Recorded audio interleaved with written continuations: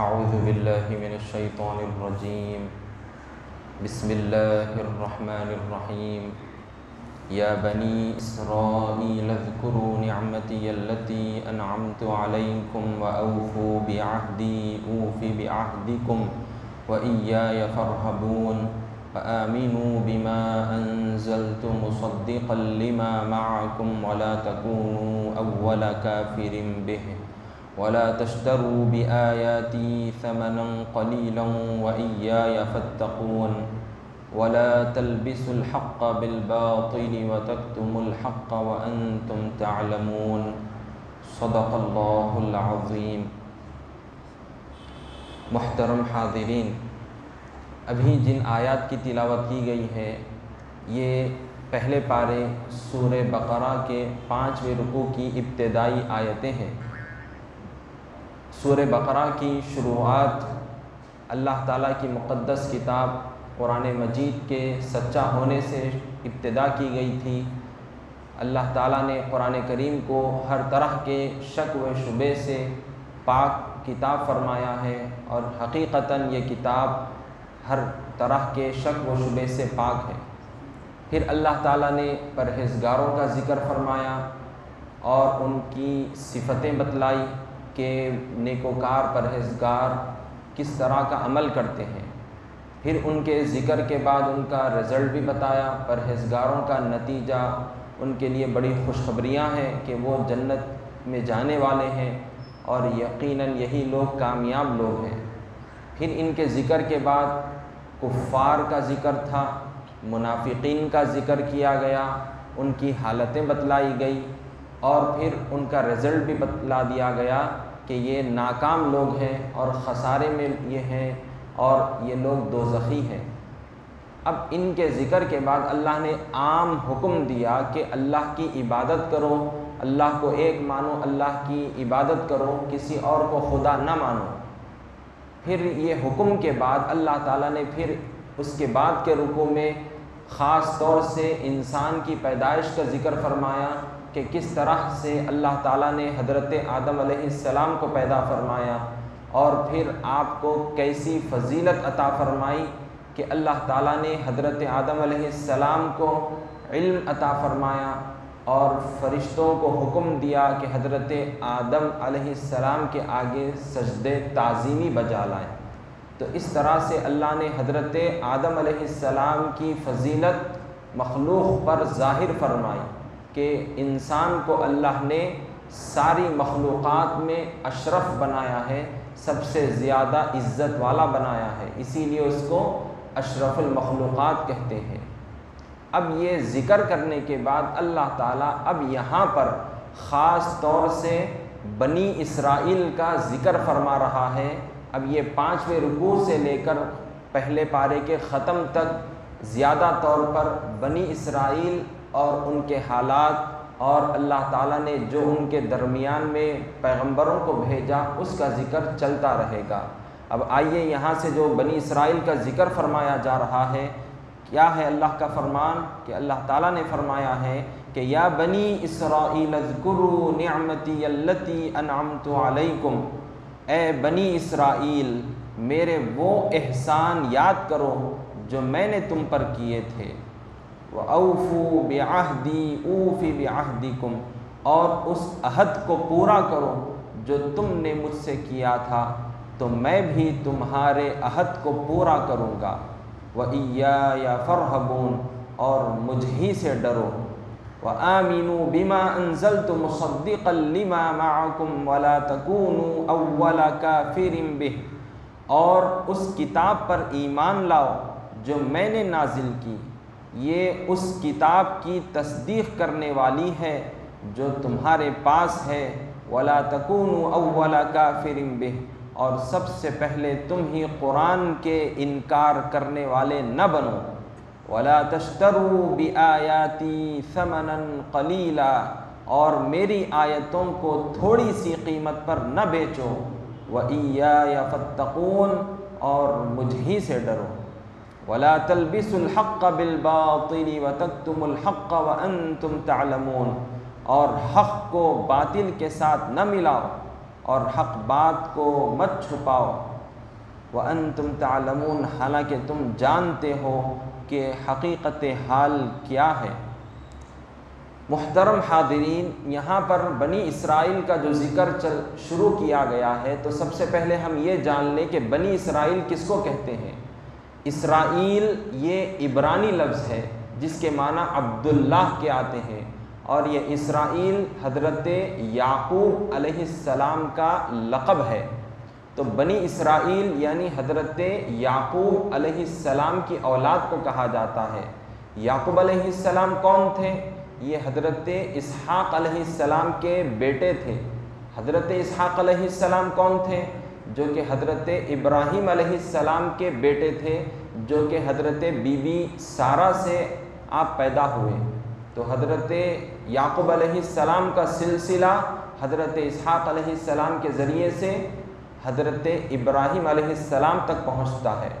اللہ تعالیٰ نے حضرت یعقوب علیہ السلام کو 12 بیٹے عطا فرمائے، جن میں حضرت یوسف علیہ السلام بھی شامل ہے۔ اب ان 12 بیٹوں کے ذریعے سے جو نسل آگے بڑھتے گئی، تو یہ حضرت یعقوب علیہ السلام کی ساری اولاد کو بنی اسرائیل کہا جاتا ہے، یعنی حضرت یعقوب علیہ السلام کی اولاد۔ اب قرآن پاک میں خاص طور سے ان کو بنی اسرائیل کے لفظ کے ساتھ ذکر کیا گیا ہے۔ اس کی وجہ یہ ہے کہ بتلایا گیا ان کو کہ عبداللہ یعنی حضرت یعقوب علیہ السلام کا جو لقب ہے وہ اللہ کی عبادت کرنے والے تھے، اللہ کی عبادت کرنے والے تھے۔ تو یہودیوں کو، بنی اسرائیل کو توجہ دلائی گئی کہ تم بھی اللہ کی عبادت کرتے رہو۔ یہ بنی اسرائیل دنیا کے اندر بہت بڑی قوم گزری ہے، بہت بڑی قوم گزری ہے۔ اللہ تعالیٰ نے ان کے اندر کئی سارے ہزاروں کی تعداد میں پیغمبروں کو بھیجا، بڑے بڑے پیغمبر اس قوم کے اندر تشریف لائے، اور اللہ تعالیٰ نے ان پر کئی ساری کتابیں، ان پیغمبروں پر کئی ساری کتابیں صحیفے نازل فرمائے اور کئی ساری نعمتوں سے نوازا۔ ان کو ساری قوموں میں بڑی فضیلت، عزت حاصل تھی۔ اللہ تعالیٰ نے بنی اسرائیل کے لیے آسمان سے کھانا بھیجا جس کو منہ والسلویٰ کہا جاتا ہے، اور بھی نہ جانے کیا کچھ اللہ تعالیٰ نے بنی اسرائیل کو نعمتوں سے نوازا، ان کو علم عطا فرمایا، کتابیں ان کو عطا فرمائی۔ تو اس طرح سے بنی اسرائیل لوگوں کے اندر بہت ہی معزز قوم تھی۔ لیکن جب حضور صلی اللہ علیہ وسلم دنیا کے اندر تشریف لائے تو انہوں نے حضور کی نبوت کا، حضور کے رسول ہونے کا انکار کیا۔ حضور پر جو اللہ نے کتاب نازل فرمائی قرآن کریم، اس کا انکار کیا، یعنی اس کو ماننے سے پیچھے رہ گئے، اس کو نہیں مانا۔ کیونکہ اللہ تعالیٰ نے بنی اسرائیل میں جو پیغمبر بھیجے، تو ہر پیغمبر نے اپنی قوم کو حضور صلی اللہ علیہ وسلم کے آنے کی بشارت دی اور بتلایا کہ آخری پیغمبر حضرت محمد مصطفیٰ صلی اللہ علیہ وسلم تشریف لائیں گے تو تم ان پر ایمان لانا۔ اللہ تعالیٰ ان پر مقدس کتاب نازل فرمائے گا قرآن کریم، تم اس کی پیروی کرنا، تم اس نبی کو ماننا، ان کی پیروی کرنا، قرآن پر ایمان لانا۔ تو یہ اس طرح سے اللہ تعالیٰ نے ان کتابوں کے اندر اللہ رب العزت نے ساری کوالٹیز، سارے اوصاف بیان فرما دیے۔ لیکن بنی اسرائیل نے حضور کے آنے سے پہلے تک تو ان چیزوں کو مانتے رہے، اپنے اپنے لوگوں کو بتلاتے رہے۔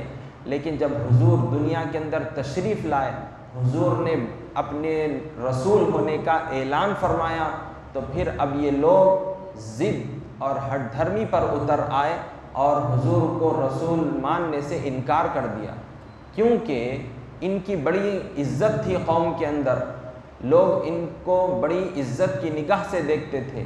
اب انہوں نے یہ سمجھا، انہوں نے یہ بدگمانی اپنے اندر پیدا کر لی کہ اگر ہم حضور کو رسول مانیں گے تو ہماری جو ڈھاگ ہے، ہماری جو امیج ہے لوگوں کے اندر، ہماری جو عزت ہے وہ پوری کی پوری چلی جائے گی، اور اس طرح سے ہماری عزت مٹی میں مل جائے گی۔ انہوں نے یہ خیال پیدا کر لیا اور اس طرح کے خیالات، بے بنیاد خیالات کی وجہ سے ضد پر اڑ گئے اور حضور پر ایمان نہیں لائے۔ حتیٰ کہ یہ کہ علماء یہودی جو علماء تھے، انہوں نے جو تورات کے اندر، جو زبور کے اندر جو تعلیمات تھیں، حضور صلی اللہ علیہ وسلم کے آنے کی خوشخبریاں سنائی گئی تھی، تو ان کو خلط ملط کر دیا۔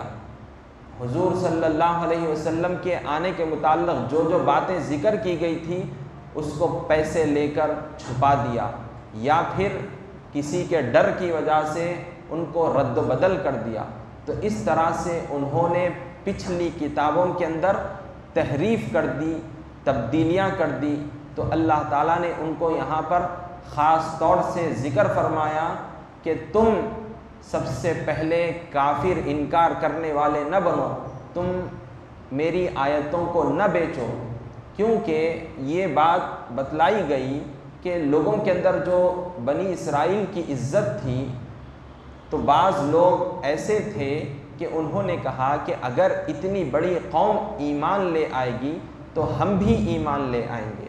تو اسی لیے اللہ تعالیٰ نے خاص طور سے عام لوگوں کے بعد بنی اسرائیل کے لیے حکم نازل فرمایا، خاص طور سے ان سے خطاب فرمایا کہ تم ایمان لے آؤ، تم ایمان لے آؤ، تم میری آیتوں کو بیچنے والے نہ بنو، اس کو چھپانے والے نہ بنو۔ تو یہاں پر اسی لیے ان کا خاص تذکرہ کیا گیا، اور پھر ان کی حالت بھی بتلا دی گئی کہ یہ حق کو باطل کے ساتھ ملانے والے تھے، حق کو باطل کے ساتھ ملانے والے تھے۔ تو اللہ تعالیٰ نے اس سے منع فرمایا کہ تم حق کو باطل کے ساتھ ہرگز نہ ملاؤ۔